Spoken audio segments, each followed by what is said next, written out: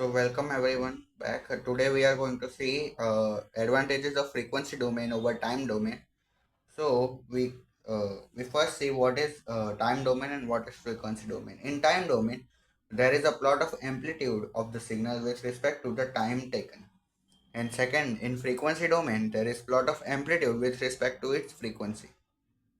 So here you can see if there is a signal, the changes of the signal with respect to time, the changes of amplitude of the signal with respect to time is shown in this way, and here changes of amplitude with respect to frequency is shown this way. So this is more easy to read than this, right? So it reduces complexity. Frequency domain का एक और advantage है जो कि है stability का. इसमें हमें पता नहीं चलता कि सिस्टम स्टेबल है या नहीं. In time domain, here we can know, here it is possible to know whether the system is stable or not. Another advantage of frequency domain is that filtering is possible in it, where in time domain you cannot filter the bracket or the signal. I will explain to you later. Another advantage is in time domain where there is a convolution of two signals. In frequency domain there is only multiplication. Now I will explain all this in continuation. मान लीजिए हमारे पास दो signal है, पहला ये और दूसरा ये, ठीक है. इन इसमें एम्पलीट्यूड ए और माइनस ए है, इसमें बी और माइनस बी है. ये पोर्शन है एम्पलीट्यूड, मतलब ये हाइट जो ये और ये, ठीक है.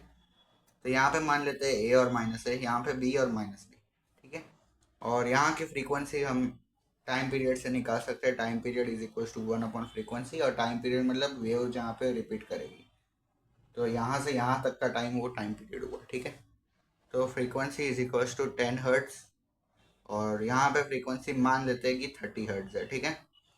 और इन दोनों वेव का एडिशन किया हमने, तो ये थोड़ा विचित्र चित्र है, ठीक है. इन टाइम डोमेन में हम देख रहे हैं, लेकिन यहाँ पे पता है तुम्हें क्या होगा, खत्म इन दोनों का रिप्रेजेंटेशन. ये यहाँ पे आ गया अपना 10 हर्ट्ज, यहाँ पे आ गया 30 हर्ट्ज. अब ये जो डिस्टेंस है ना इन दोनों में, फ्रीक्वेंसी का गैप जो है, उसे हम बैंड विड्थ बोलेंगे, और इस रिप्रेजेंटेशन को हम स्पेक्ट्रम बोलेंगे, फ्रीक्वेंसी स्पेक्ट्रम, ठीक है. और ये उनके एम्पलीट्यूड हो गए, ए डैश और ए जो भी है, ठीक है. मैंने यहाँ पे बी लिया है, तो ए और बी डैश, ए और बी, ठीक है ना. तो अभी हमने बताया कि कैसे फ्रीक्वेंसी डोमेन कॉम्प्लेक्सिटी को घटाता है, ठीक है. कॉम्प्लेक्सिटी के प्रॉब्लम को कैसे सॉल्व करता है फ्रीक्वेंसी डोमेन में, ठीक है. तो फ्रीक्वेंसी डोमेन हम लिख सकते हैं, और टाइम डोमेन, ओ मैंने एफ उल्टा लिख दिया, टाइम डोमेन. तो कॉम्प्लेक्सिटी टाइम डोमेन में ज़्यादा है फ्रीक्वेंसी डोमेन से, ठीक है. तो इसका ये फ़ायदा है फ्रीक्वेंसी डोमेन का. अब हम ये देखते हैं कि स्टेबिलिटी कैसे फ्रीक्वेंसी डोमेन ज़्यादा अच्छे से आइडेंटिफाई करता है with respect to time domain, ठीक है. तो मान लीजिए एक Laplace function, Laplace F of S equals to s+2, s+3, s+4, sorry, और s+5, ठीक है. अब हम इसको अगर ग्राफ पे रिप्रेजेंट करेंगे, तो हमें पता है कि वो इमेजिनरी और रियल वाला इक्वेशन, तो ये होगा रियल पार्ट अपना, जो कि होगा अपन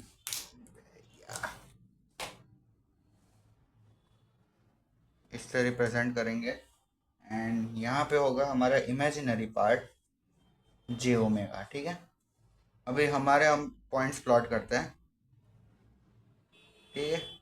तो यहाँ से हमें मिलते हैं -2, -3, -4 पे आप देख सकते हो इन्फिनिटी पहुँच जाएगा, और -5 पे भी, राइट. तो ये सारे पॉइंट्स इस प्लेन के, इस एक्सिस के इस साइड है, right, in the left hand side. तो जब ऐसी सिचुएशन आती है, जब सारे ही हमारे रूट जो है इस फंक्शन के रूट्स हुए ना ये सब, तो ये सारे अगर लेफ्ट साइड में आ रहे हैं, तो हम कह सकते हैं ये स्टेबल है, ठीक है. तो ऐसे ही फ्रीक्वेंसी डोमेन पे हम कर सकते हैं, बट टाइम डोमेन पे हम डिफाइन नहीं कर सकते स्टेबिलिटी को। So this is an advantage of the frequency domain. तो अब हम देखने वाले हैं कि कैसे फ्रीक्वेंसी डोमेन जो है वो फिल्टरिंग की सर्विस प्रोवाइड करता है। I mean, filtering of the signal is possible in frequency domain and not in time domain. Okay.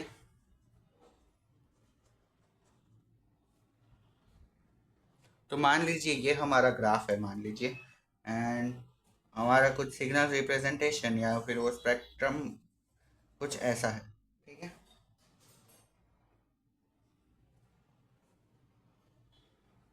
अब हम फिल्टर विंडो बनाते हैं जो कि होगी ये, ठीक है। इनके बीच का सिग्नल हम फिल्टर कर रहे हैं, यानी कि इन दोनों फ्रीक्वेंसी।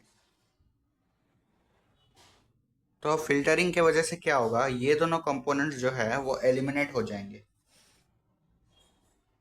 ठीक है। और आउटपुट पे हमें सिर्फ यही कंपोनेंट मिलेगा।